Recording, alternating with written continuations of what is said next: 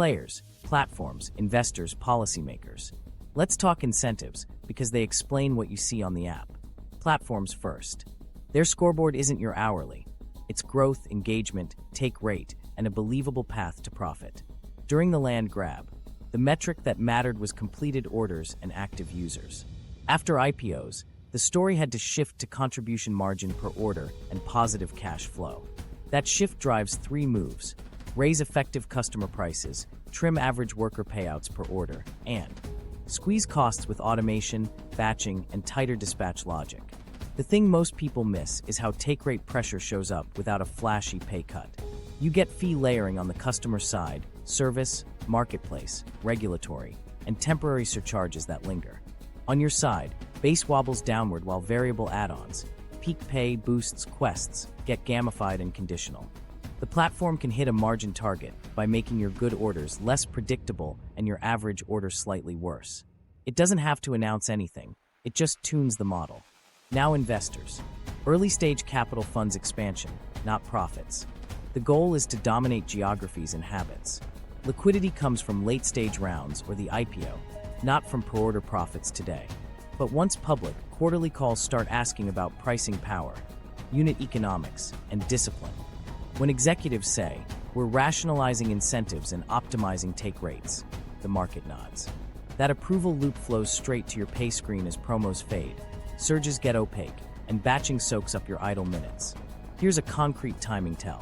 In February 2019, New York City set a rideshare pay floor. Within the following year, reported platform take rates in that market climbed markedly. Workers saw a floor, platforms clawed back via fees, model tweaks, and access controls. That's the blueprint. When regulation raises one line item, the margin gets recovered somewhere else unless rules include transparency and anti-circumvention guardrails. Policymakers sit in a different seat. They juggle labor protections, consumer costs, and local politics. The classification debate, employee versus contractor, decides who covers payroll taxes, workers' comp, unemployment insurance, and whether pay floors attach to time.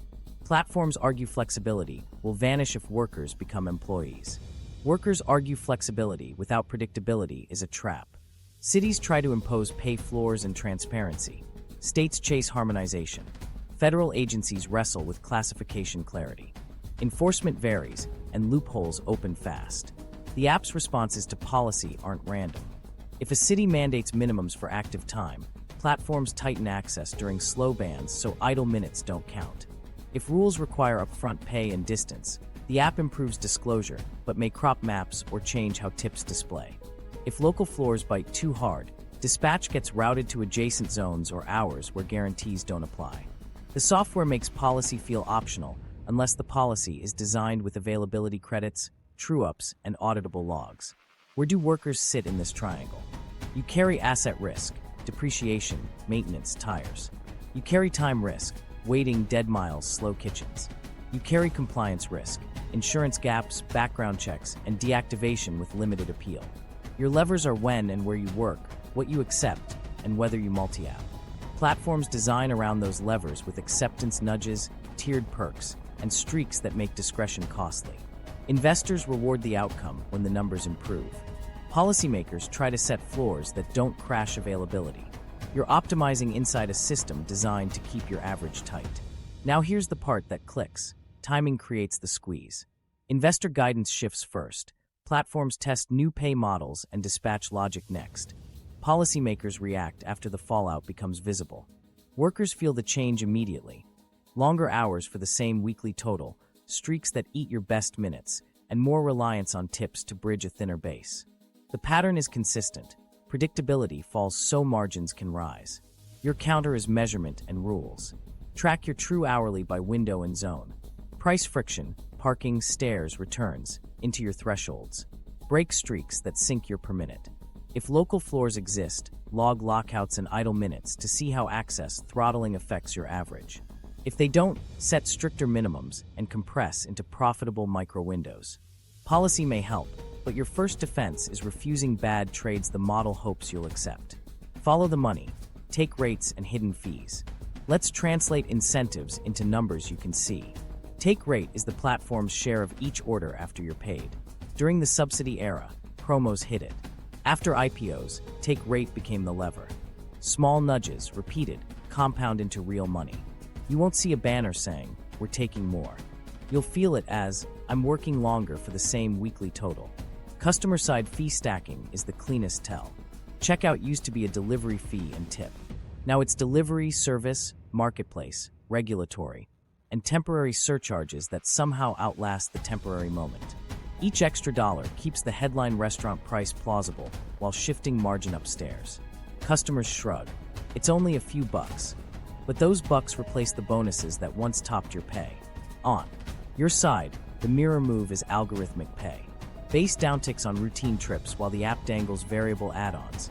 Peak pay boosts quests streaks that average tighter over the week. Batching ties multiple stops to one payout, hiding which leg is dragging your per-minute rate. And tips, which were once clearly additive, start acting like a subsidy.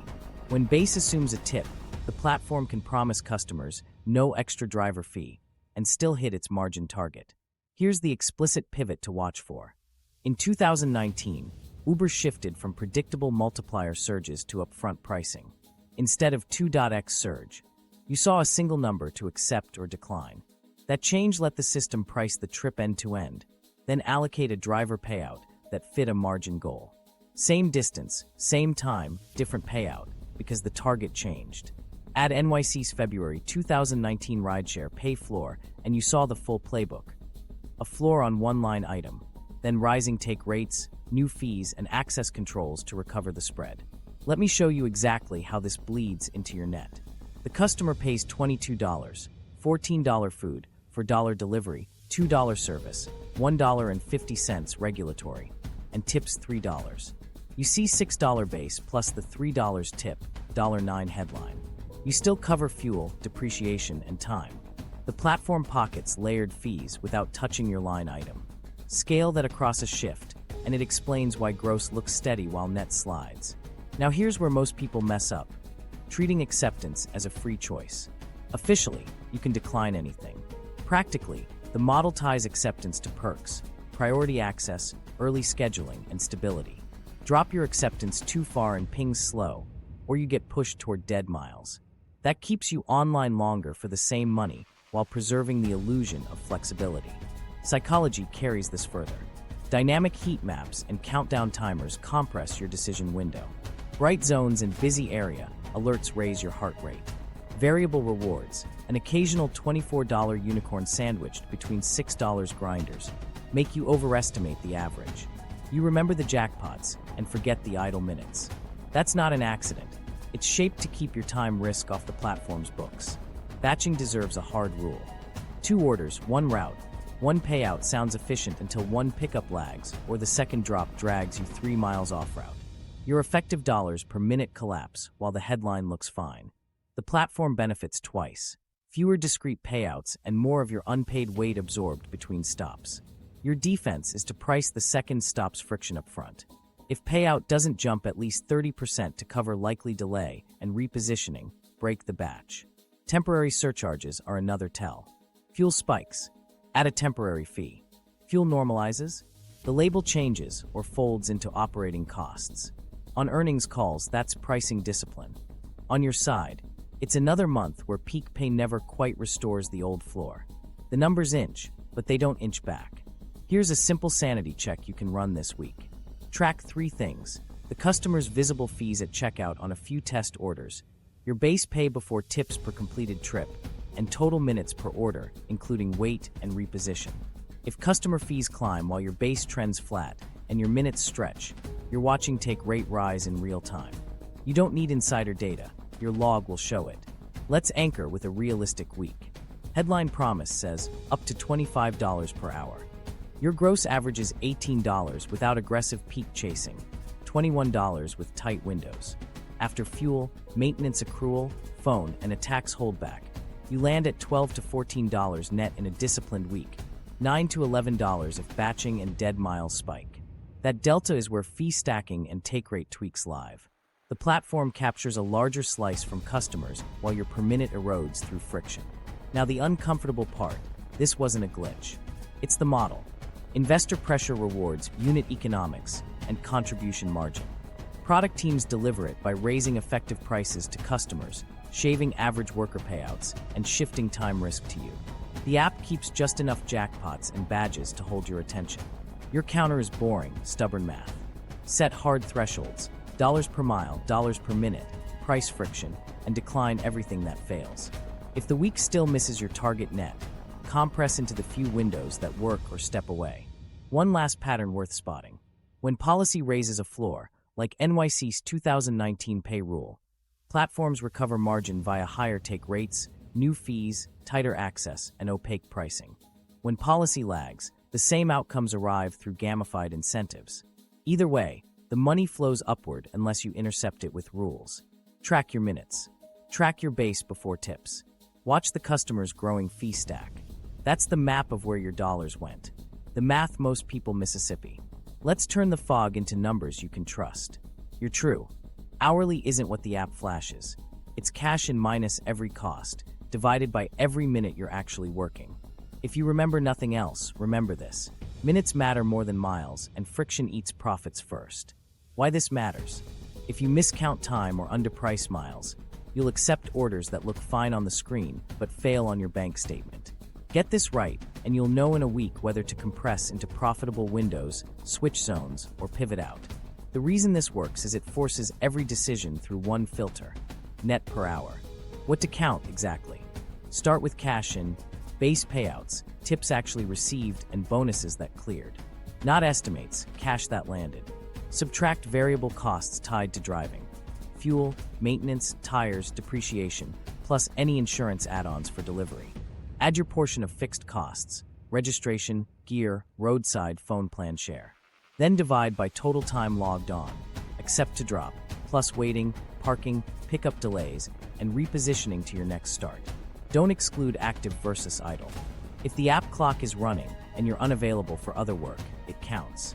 Here's the shortcut nobody teaches. Build 2 unit prices and 1 time price you can run in your head. Dollars per mile, door to door, including dead miles. Dollars per minute, except to ready for next, including wait and post-drop reposition.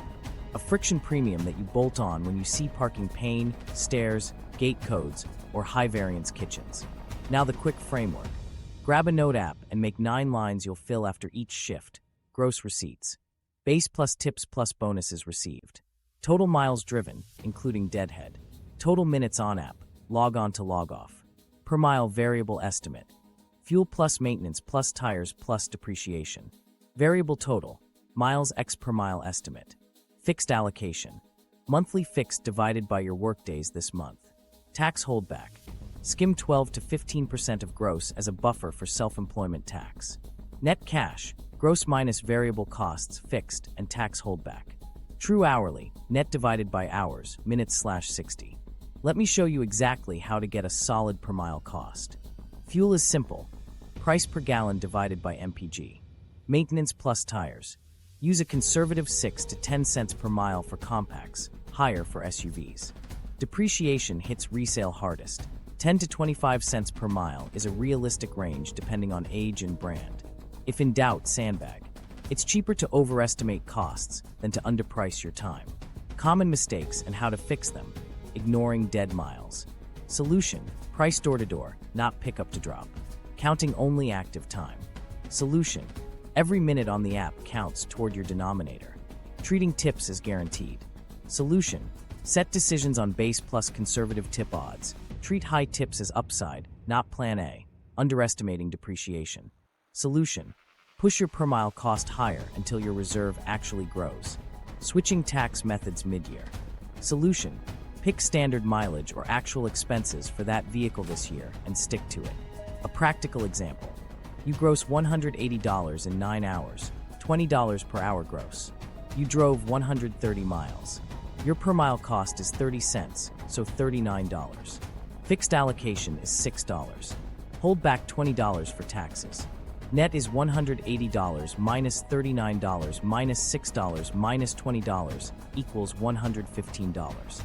True hourly, $115 off 9 equals $12.78.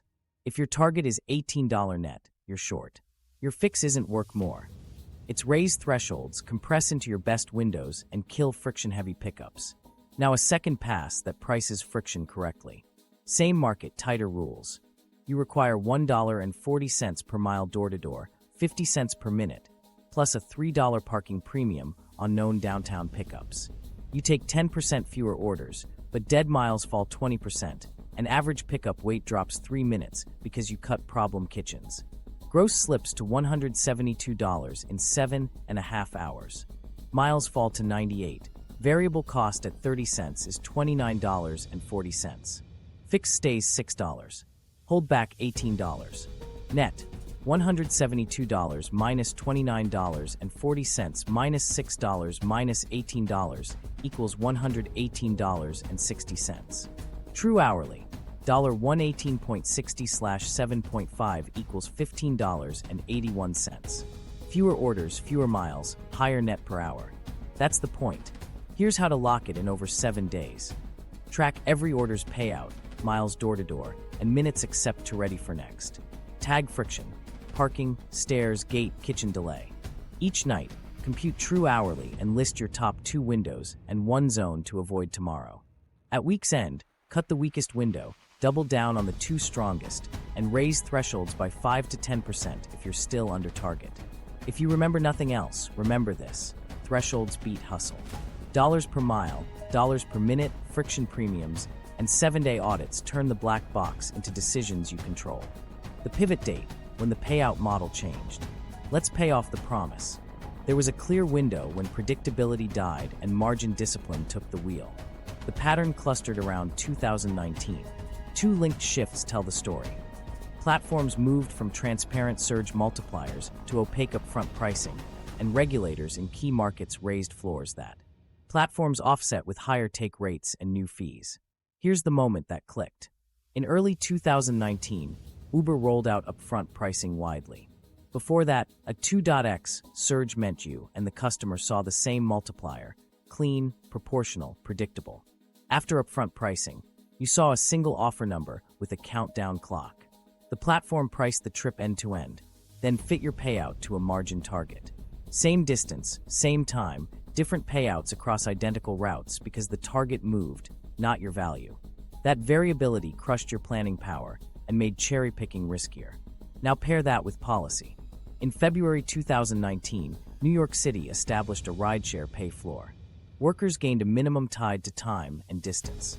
Within the next year, reported take rates in that market climbed meaningfully. The floor raised one line item. Platforms clawed back through fee layering, model tweaks, and availability controls. It wasn't a glitch, it was the blueprint. Where rules pushed up on pay,